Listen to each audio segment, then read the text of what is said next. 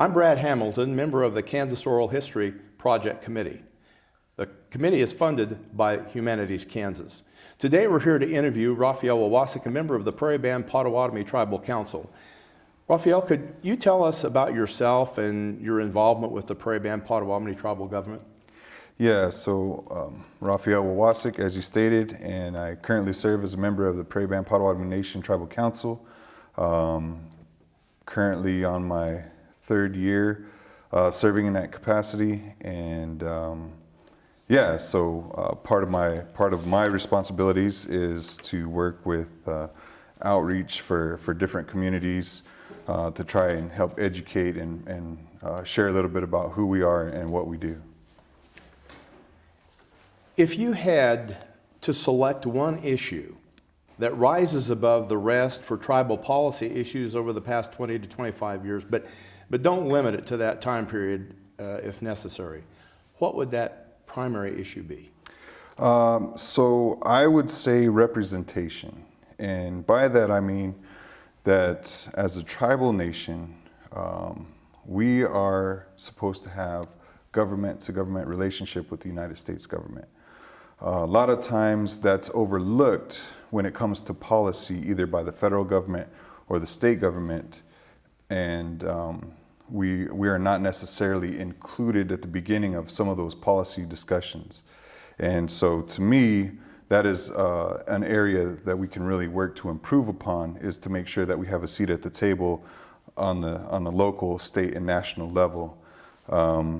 Because again, we have treaties with the United States government, and in those treaties we are afforded those rights even though they aren't exercised all the time. Other tribal policy issues that would be high on that list, can you think of some other issues? That's a primary issue, but are there other issues that might be high on that list also?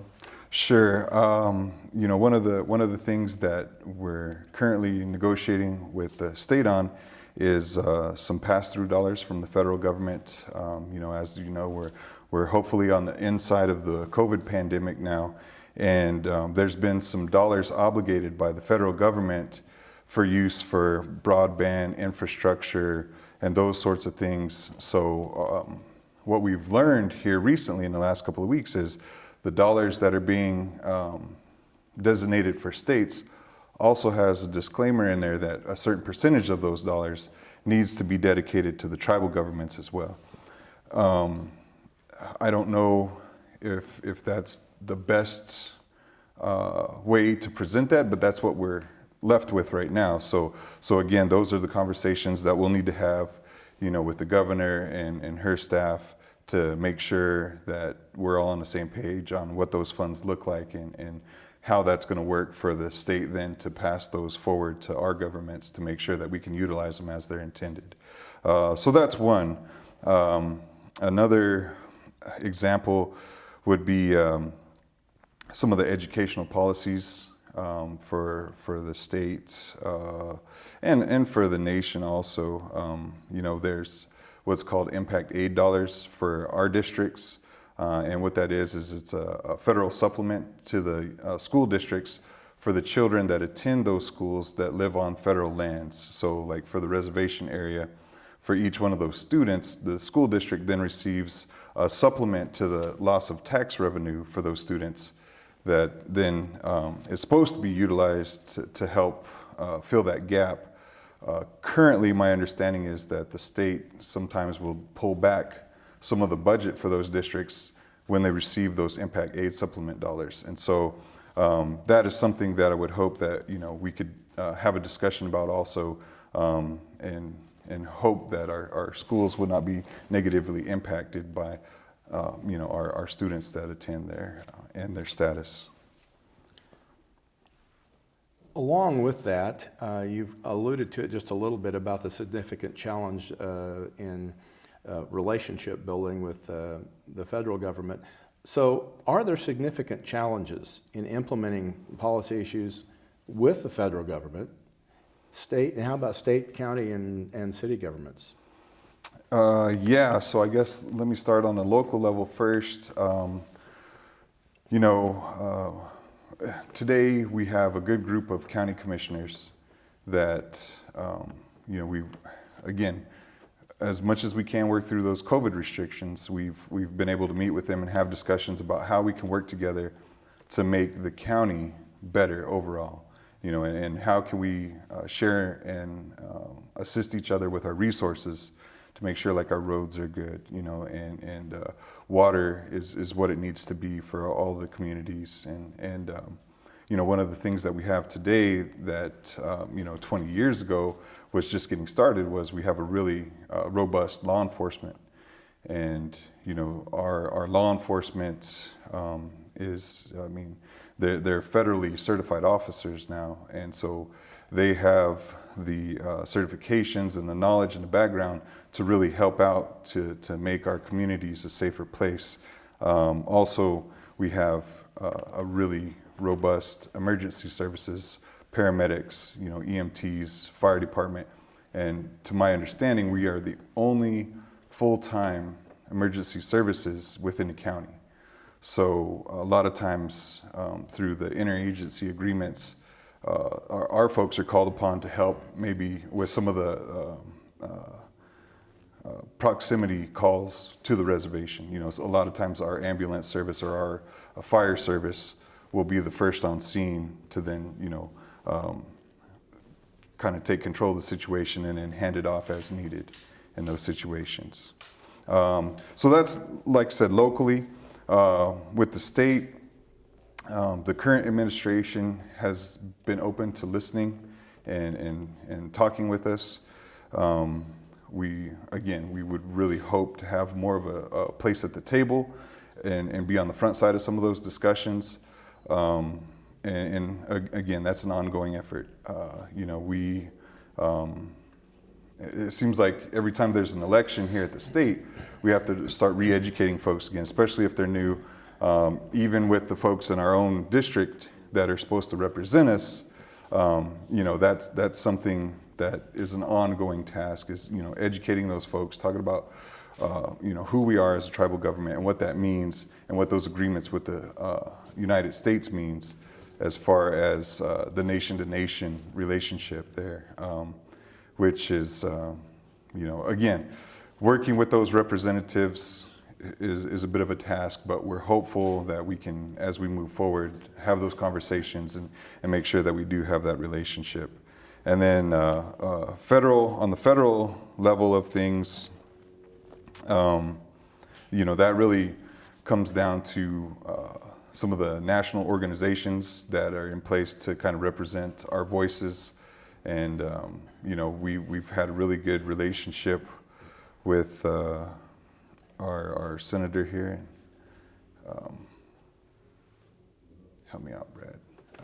State or federal? On the federal side, Moran. Moran, German. Yep. Senator Moran has been really good to work with, and I apologize.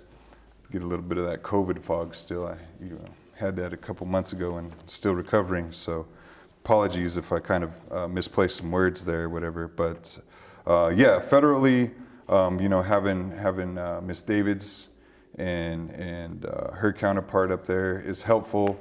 I feel like at this point in time, we have more representation than we ever have in the history of the country. And so, that's really promising. And again, that makes me hopeful that for our future, we can then maybe hold the federal government to some of those agreements that we made with them, back in the 1800s via some of those treaties. Following up on that just a bit, what are significant areas of success? And I'm not talking about just the mild successes, but what's a really big area of success that's improved in relationships or in building policy issues or making policy issues or changing policy issues? Have you had some area that's really been like that's moved the needle as far as relationship building? I would like to say that we have, and again, I'll refer to the local level, with the local county board, county commissioners. Like I said, they are very receptive. When we call or if they call, I feel like we have a good line of communication with them. And that is something that wasn't necessarily the case even, recently as, 10 or 15 years ago.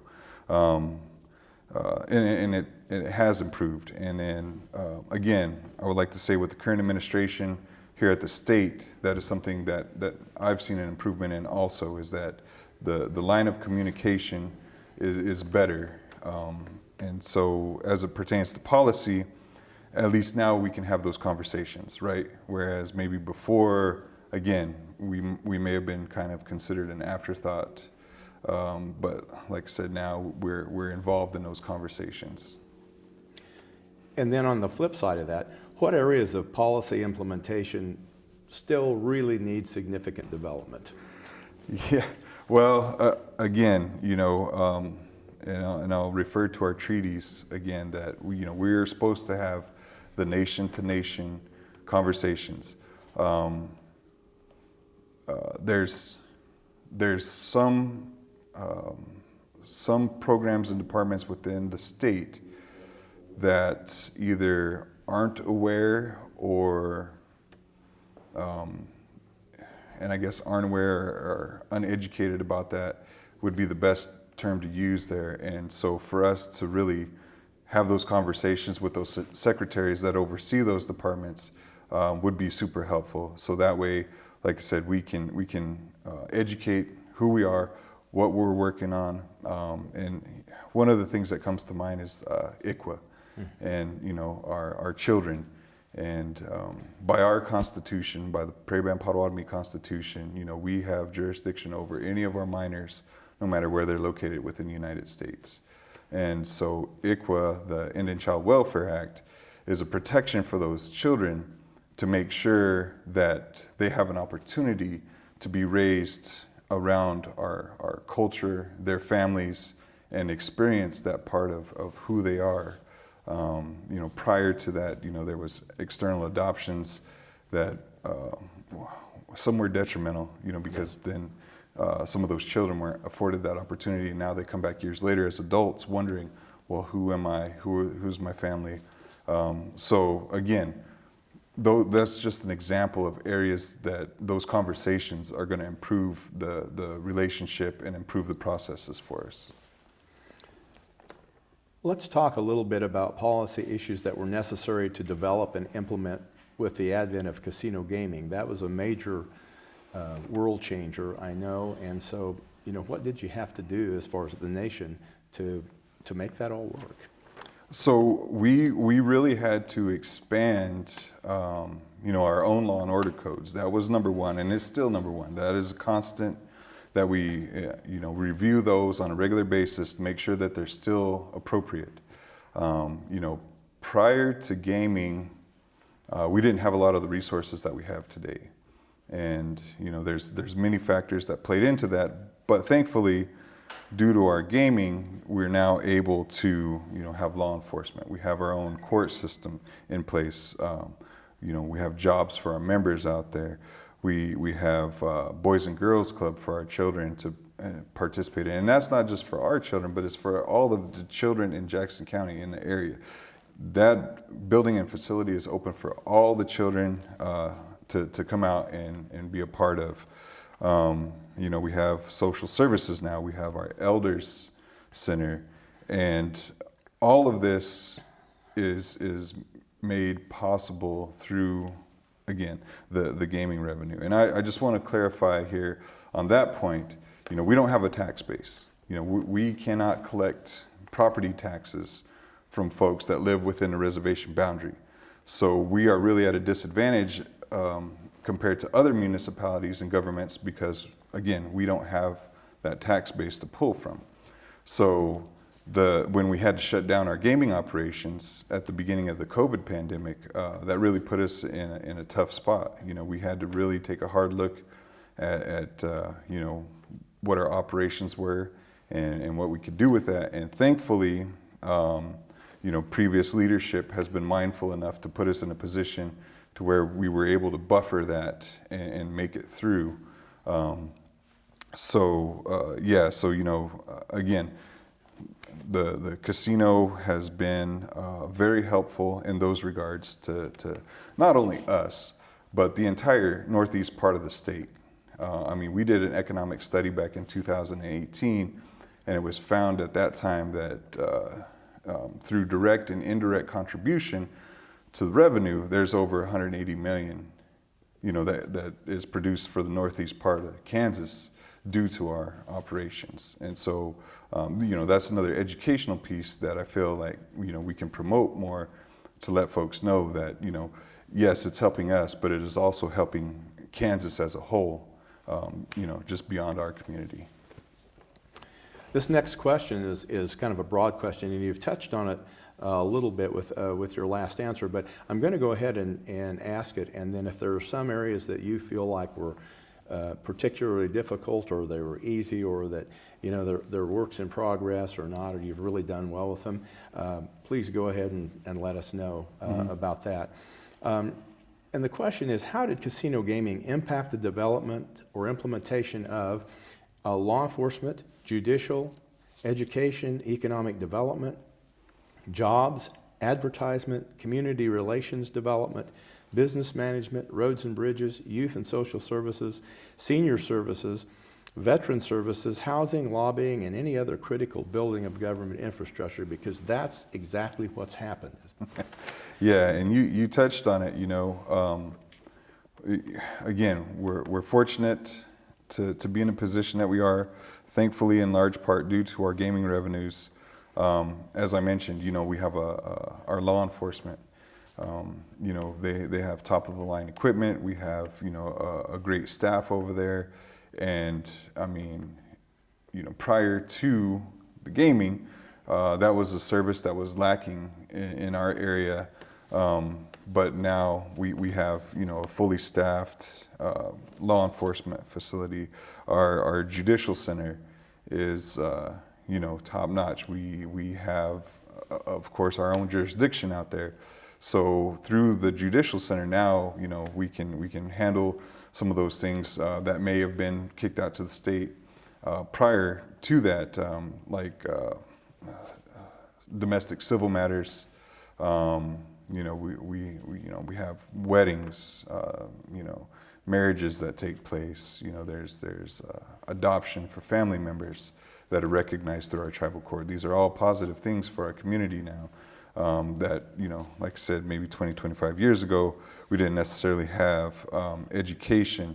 I am a recipient of the education benefits, as are many of our members, that, it eased the burden of me to get, further my education and receive those higher degrees, that, I think is a really, really great option for those folks that want to pursue those things. Now, I'm not opposed to technical or trade school, because sometimes those things just fit better. But again, through our education department, folks that want to go that route also, they can receive assistance with some of those things. And I could just go down the line of what you mentioned, because we are really fortunate to be in a position to provide those services. Like I said, not only for our community, but for the larger community as a whole. The school, Rossville, they've got a lot of tribal members that attend down there. And, we've been fortunate to partner with them on a few projects to recognize some of the students and their achievements here recently. Back-to-back state football champions. Yes. So, yeah, let's make a note of that. Royal Valley School District,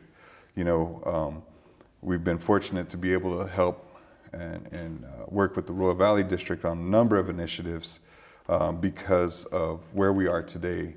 And again, I want to give a shout out to past leadership to have the vision to put us in a position today where we can accomplish those things. How did traditions and culture impact or affect the development of policy issues in the nation? So that's a tough balancing act, right?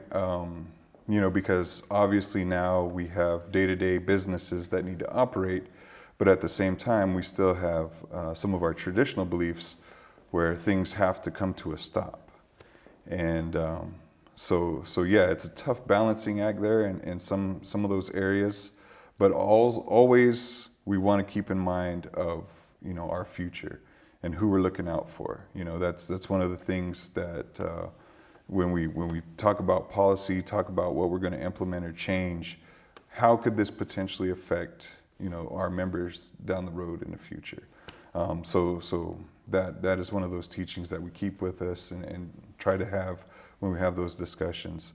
At the same time, how do we protect and what can we provide for our ones that came before us, and those folks that they're the reason why we are where we are today. And without them, we wouldn't be in a position that we are. So, what services can we provide and offer to those folks? Last question. What message would you like to include about the impact the Prairie Band Potawatomi Tribal Nation has had on policy issue development in Kansas history, or the history of?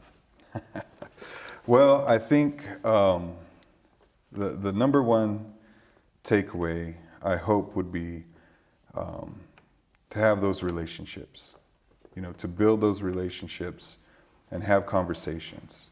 Through those conversations, have understand, different points of view and how we can work together to benefit our entire community as a whole. And, like I said, grow to the point of recognizing each other and be willing to come to the table and work together.